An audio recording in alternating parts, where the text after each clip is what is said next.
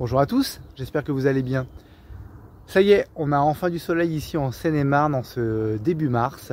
Première journée avec 15 degrés, température prise sous abri au niveau du rucher. Donc je vous propose d'aller rendre visite aux abeilles.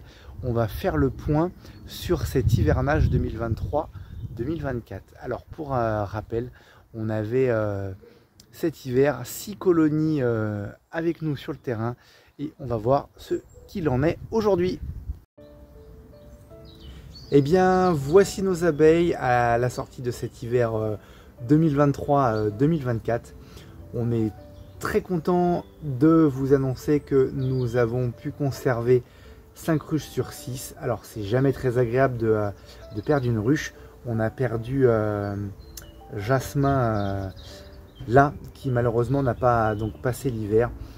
Alors, c'était pas la ruche la plus populeuse, c'était un sauvetage. Un essaim qu'on avait récupéré début mai, qui avait passé 4 jours sur un portail dans des locaux municipaux. Elle avait réussi à refaire des réserves, hein, je vais vous faire voir juste après. Donc elle a quand même appréhendé l'hiver avec de bonnes réserves. Malheureusement, je pense que la colonie n'était très certainement pas assez populeuse, ou peut-être même c'était une vieille reine et du coup pas à même de pouvoir reprendre un début de saison comme il faut. Bref, encore une fois, jamais très agréable de perdre une colonie, mais nous sommes très contents de ce départ de saison avec 5 ruches sur 6 en grande forme. Je vais aussi vous emmener voir Châtaigne et Cosmos qui sont de l'autre côté du rucher. Alors, Jasmin, malgré de bonnes réserves, et on voit qu'il en reste largement, je pense encore une fois que la ruche n'était tout simplement pas assez populeuse pour pouvoir passer l'hiver.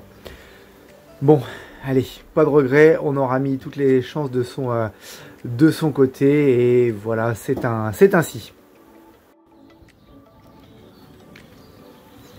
Dans la partie numéro 2 du rucher, donc on a Châtaigne, notre seul et unique d'Adam, et Cosmos, notre petite chouchoute, notre Warée horizontale qu'on a depuis de nombreuses années. Alors Cosmos, pour la petite histoire, elle a construit de manière très anarchique. Donc je ne peux plus rien faire pour elle, je ne peux plus intervenir dessus. C'est-à-dire que je ne peux même plus lui donner au cas où à manger si besoin, et très compliqué au niveau des traitements. Voilà, donc ça c'est une ruche qui se débrouille toute seule depuis 4 ou 5 ans minimum. Voilà, et puis c'est notre grosse fournisseuse d'essaims, puisque voilà, tous les ans elle essaime une à deux fois. Voilà, bon comme vous pouvez voir, ça s'active de partout. Alors je vais faire attention parce que Châtaigne, elle n'est pas de chez nous et elle est un petit peu plus, on va dire, caractérielle. Voilà.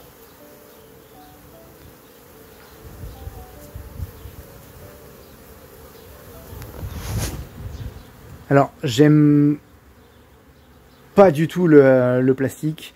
Je suis pas fan des dadans, mais voilà, c'est une donation d'un ami apiculteur, donc elle est là, on va l'accompagner, hein, bien évidemment, mais vraiment je suis pas fan du plastique avec les abeilles. Pour moi, les abeilles, ça doit être le plus naturel possible. Et puis les dadans, c'est hyper volumineux, c'est assez contraignant. Je vous ferai peut-être une petite vidéo un jour sur la comparaison d'Adam Warée, quand on est vraiment dans une logique de on va dire d'apiculture de loisirs, ou juste d'apiculture pour accompagner des abeilles, ne pas être dans de la recherche de production de miel, parce que je comprends aussi pourquoi les apiculteurs pros sont sur ce type de ruche, parce que sincèrement c'est des usines à miel, mais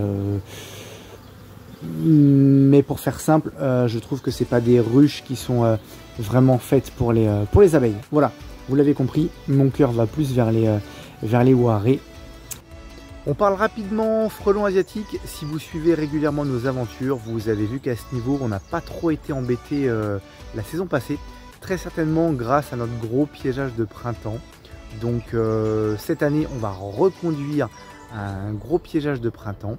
Mais attention, du piégeage sélectif.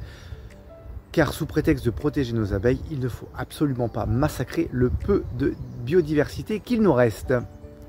Une grande satisfaction encore pour nous de nous dire que pour cette saison, cet hiver, nos abeilles auront consommé uniquement leur propre miel et non pas des sucres transformés comme du sirop de maïs, du sirop de betterave ou du candy. Selon nous, les abeilles sont... il est dans l'ordre des choses que les abeilles consomment avant tout leur propre miel. Voilà, je ne suis pas contre les aider en cas de besoin.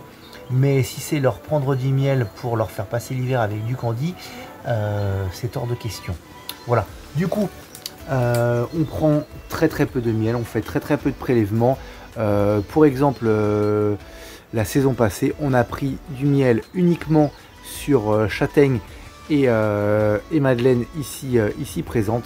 C'était des ruches qui étaient en mode réserve plus. Donc on s'est permis de faire un prélèvement. Et sur ce qu'on a pris, on a redistribué la moitié aux copines pour harmoniser les réserves. Sur ce qu'on a... La deuxième partie, en fait, on a divisé en deux. Une partie qu'on a mis de côté en cas de besoin, en cas d'hiver un peu long et difficile. Donc du miel prêt à leur redonner. Et l'autre partie... on peut se faire plaisir, voilà, en consommant un petit peu de miel l'hiver, en pensant à nos petites chéries.